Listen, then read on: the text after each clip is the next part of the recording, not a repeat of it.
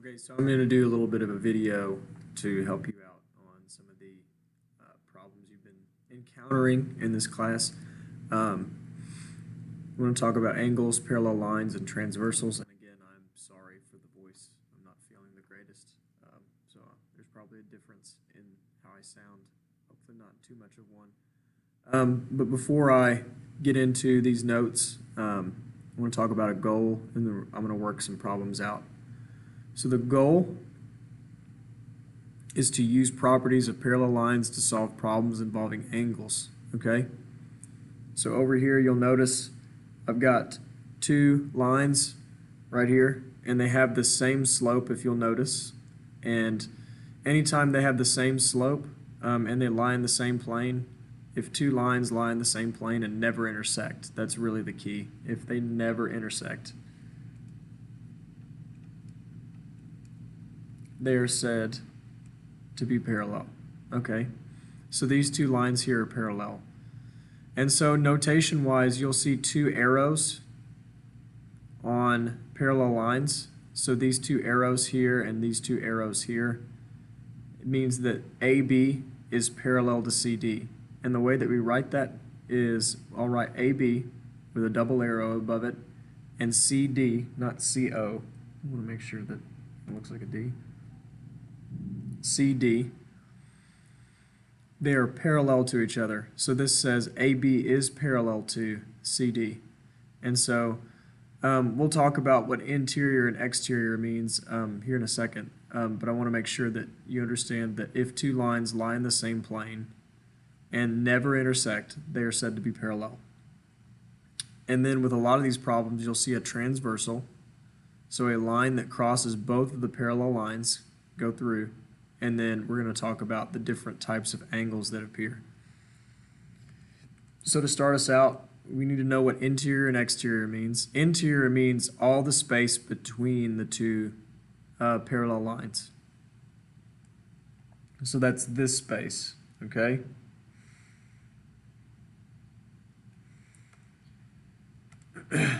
Exterior is anything outside of that, not between the two lines, essentially. So anything below CD and anything above AB, okay? So all of this space here is exterior. This space inside is interior. And so we'll start to refer to some angles as interior, so they'll show up on the interior, or angles that are exterior, which show up on the exterior. And these two lines here, this line is a transversal, so I said that, and it just cuts through both of these parallel lines.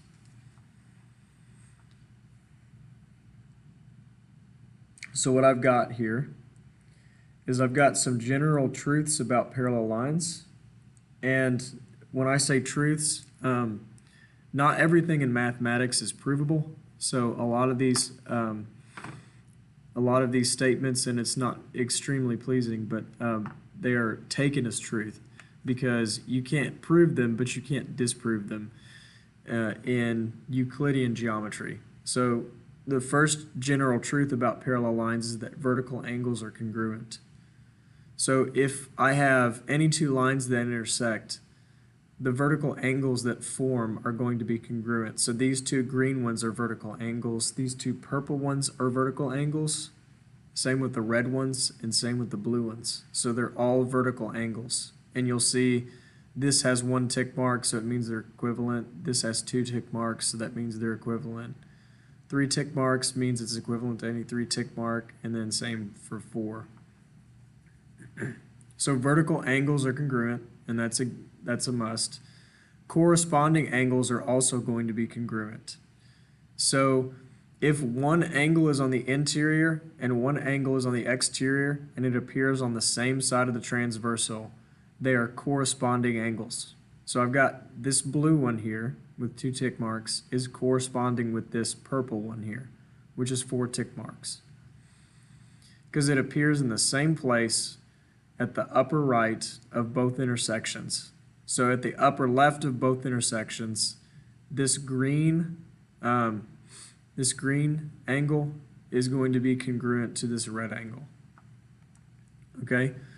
So then you've also got alternate interior angles are congruent. So remember, interior means between the first line and the second line.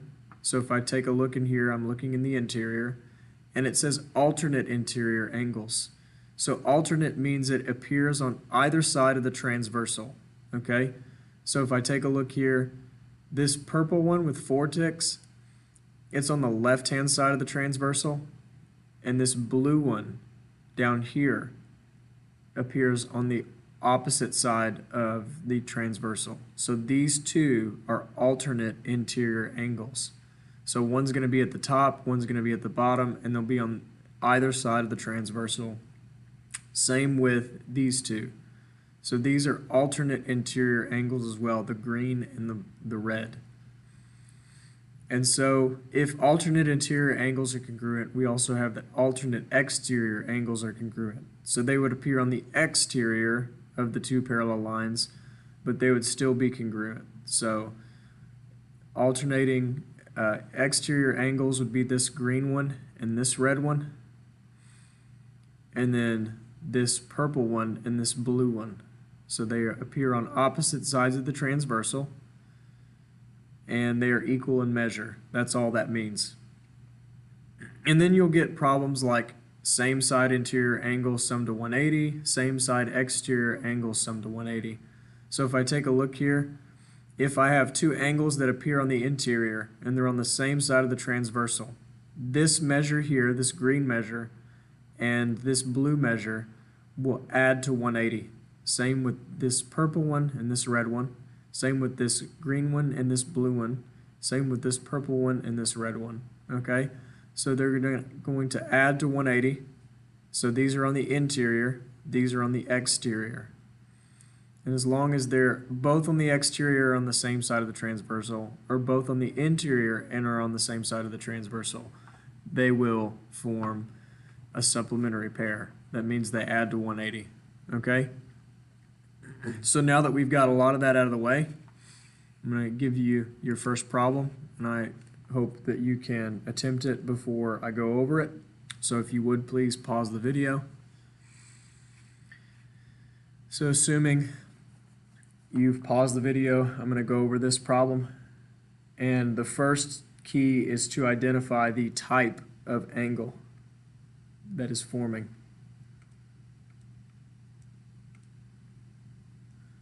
And so it gives us that both lines are parallel because we've got these double arrows here. So that means that the lines are parallel. And then we've got this transversal. And they're looking at, they've got a blue angle there for A, and then a green angle there for B. And then they also give us the measure.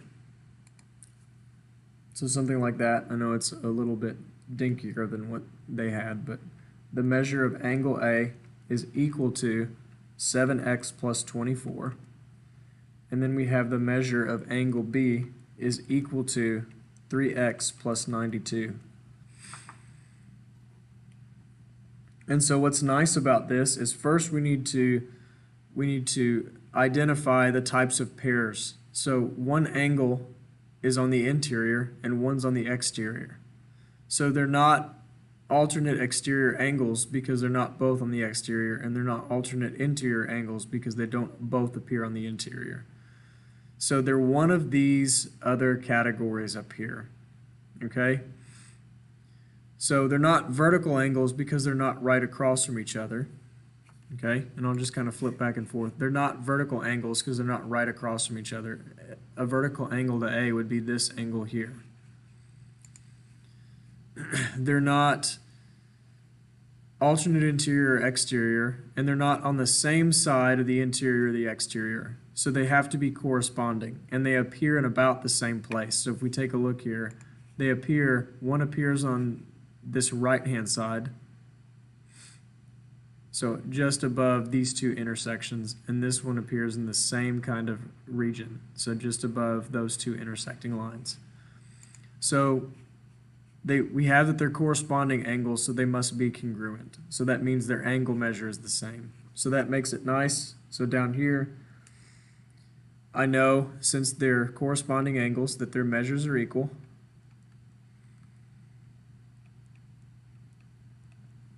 So I've got 7x plus 24 is equal to 3x plus 92. So I'm going to subtract 3x from both sides of this equation and subtract 24 from both sides of this equation. So I get 6x equals, and I'm going to do 92 minus 24. So 8, 12. So 8 minus 2 is 6, and then 12 minus 4 is 8. So I've got 6x equals 68. Make sure I did all that right. No, it's 4x. I don't know why I have 6x there. 7 minus 3 is 4x. And then I'm going to divide both sides by 4.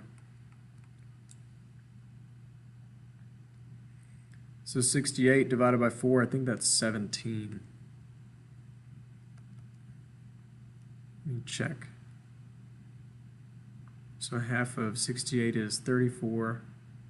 Half of 34 is 17. Yeah. So x equals 17 degrees. But they're not asking us for x. They're asking us to solve for x, then find the measure of angle A. So since I have x is 17, what I can do is I can plug 17 back in for the x that appears in the expression for the measure of angle A. So the expression for the measure of angle A is 7x plus 24. So that's our expression.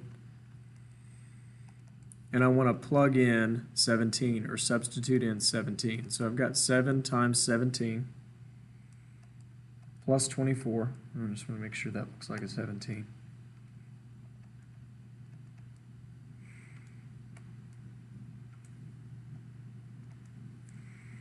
So 7 times 17 plus 24.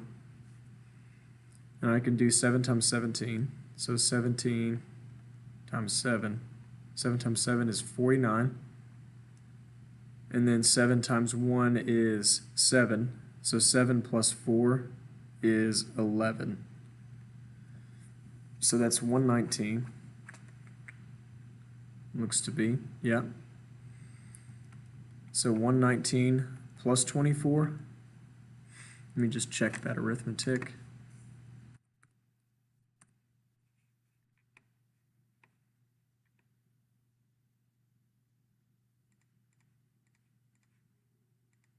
Yep. And then add 24 to that. And that's going to be 143.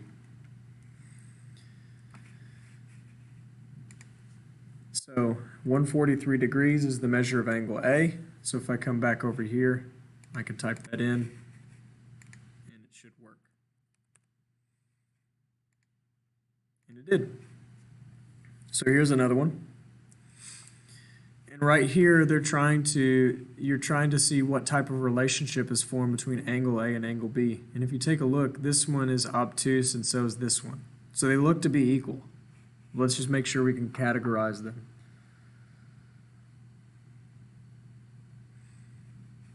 So they're both on the interior, and they both appear to be equal.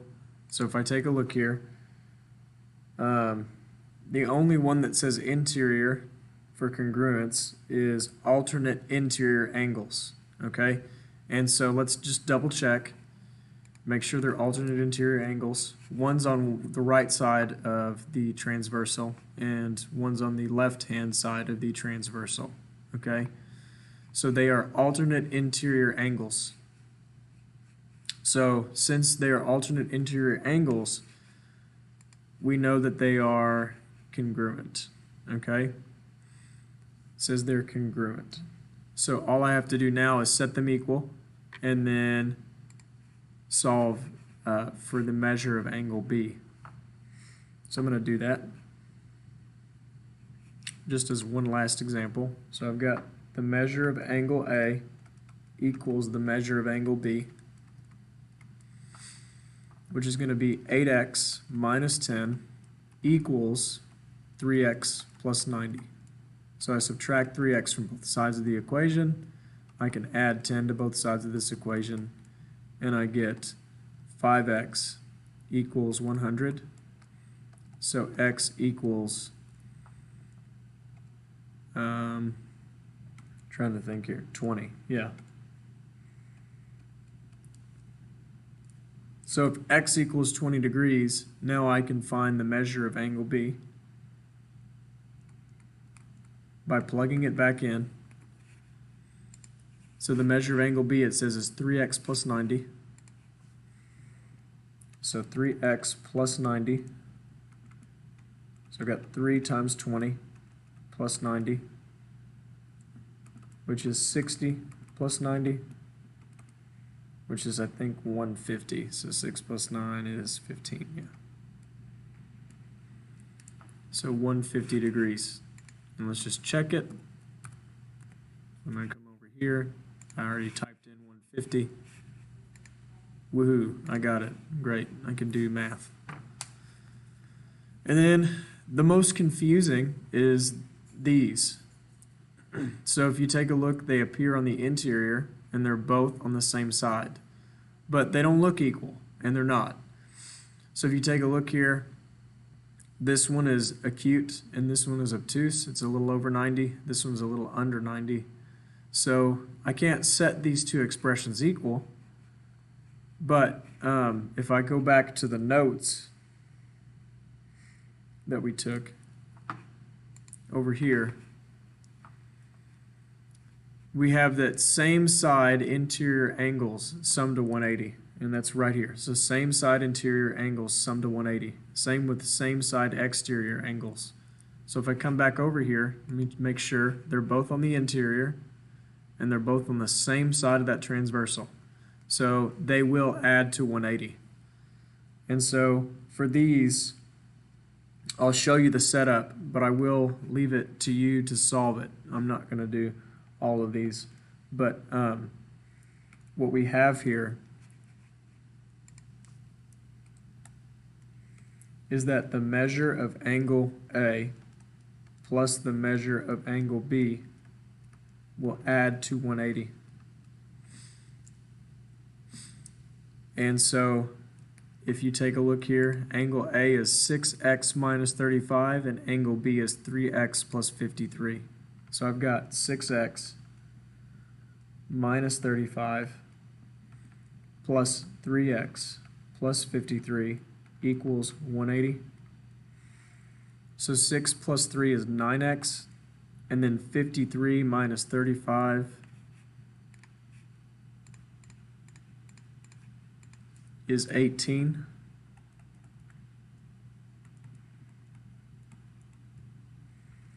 And then from here, you would just solve for x and plug it back in for the measure of angle A. Okay? So it's really similar to the other ones, but the reason why we added those two instead of setting them equal is because they're a different type of angle pair. They're not both equal in measure. They just are supplementary. So that means they add to 180. And that is all I want to say for this part of the lesson. So just keep eye on that goal and some of those properties. So you've learned properties of parallel lines, and you've seen how to solve problems involving angles, and these are algebraic problems. So they're going to involve some solving equations. So it's a good refresher for those algebra skills. So take it easy.